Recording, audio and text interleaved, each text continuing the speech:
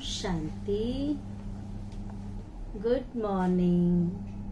आज बाबा की 23/8/2021 की वाणी है। आज बाबा ने सुनाया कि हमें अपने आप से वायदा करना है। क्या क्या वायदा करना है ये हम खुद सोचें। जिस दिन से भगवान के बच्चे बने, बाबा के बच्चे बने, शिव पिता के बच्चे बने, उस दिन से हमें क्या मिला और क्या प्राप्तियां हुई, जिस प्राप्ति के आधार से हमने ये वायदा किया। सबसे पहली बात कि कई दिनों से बाबा कह रहे हैं कि बच्चे सबके साथ मीठा व्यवहार करो, मीठा बोल बोलो। सिंधी में कहते हैं मिठड़ा घुर घुराए। सबको सुख देने की भावना रखो। किसी को हमारे से दुख ना मिले। हमारी दृष्टि, हमारी वृत्ति, कृति प्यार की हो। प्यार से सुखदायी दृष्टि हो, रूहानियत की दृष्टि हो। और जब रूहानियत की दृष्टि होगी, प्यार की दृष्टि होगी, तो किसी के नाम रूप में नहीं फंसेंगे। सब एक बाप के बच्चे हैं। हम सब उसकी संतान हैं। आपस में भाईचारा हो, भाई बहन है, इतना पवित्र रिश्ता है। तो कभी भी हम किसी भी व्यक्ति के नाम रूप में नहीं फंस सकते। उनकी वैराग वृत्ति होगी, उपराम होंगे, क्योंकि वो योगी होंगे। एक के साथ निरंतर योग होगा। योग अर्थात याद। अब जब योग करेंगे, ऋषि मुनियों ने घर बार छोड़ा, जंगलों में चले गए, पर्वतों पे चले गए तपस्या के लिए। तो जो तपस्वी जीवन होती है, योगी जीवन होती है, उनकी कर्म इंद्रियां बिल्कुल शांत हो जाती है, शीतल हो जाती है। उनके अंदर की जो चंचलता है वो मर जाती है, समाप्त हो जाती है। पक्के योगी, उनकी चंचलता चाहे मुख की, आंखों की, किसी में उनकी आंख नहीं डूबेगी, किसी में उनकी बुद्धि नहीं जाएगी। वे स्वयं को समझेंगे, मैं वानप्रस्थी हूं। अब समय आ गया है वापस जाने का। अब वो समय नहीं है वेस्ट करने का। समय बहुत खराब आने वाला है। अपने आप को भी चेक करते रहेंगे और चेंज करते रहें। सुनते हैं बाबा की वाणी। सार है मीठे बच्चे, अपने आप से वायदा करें ध्यान से सुनेंगे मुरली। अपने आप से वायदा करो कि हमें बहुत बहुत मीठा बनना है, सबको सुख की प्यार की दृष्टि से देखना है।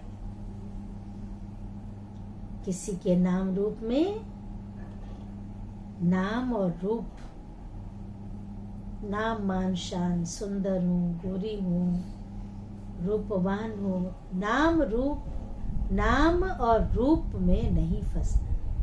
देहधारी, देह एक विषैला नाग है,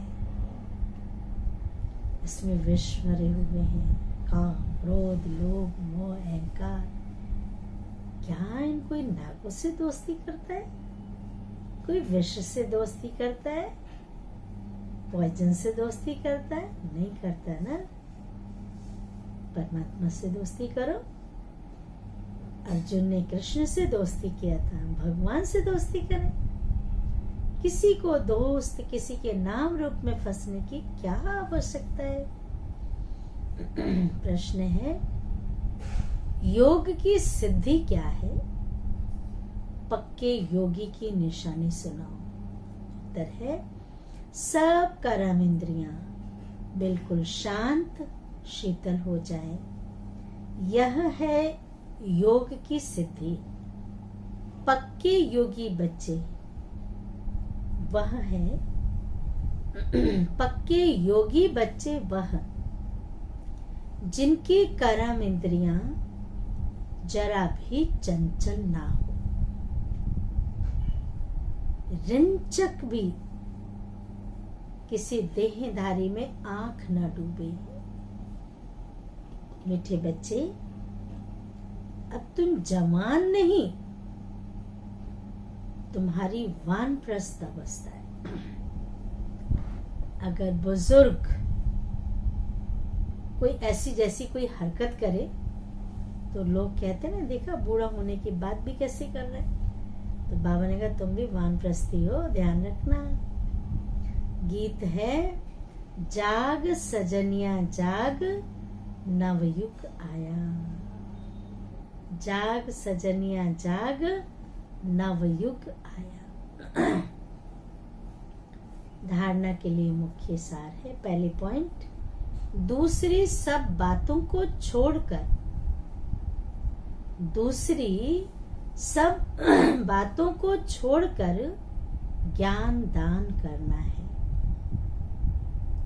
रूप बसंत बनना है, रूप बसंत बनना है।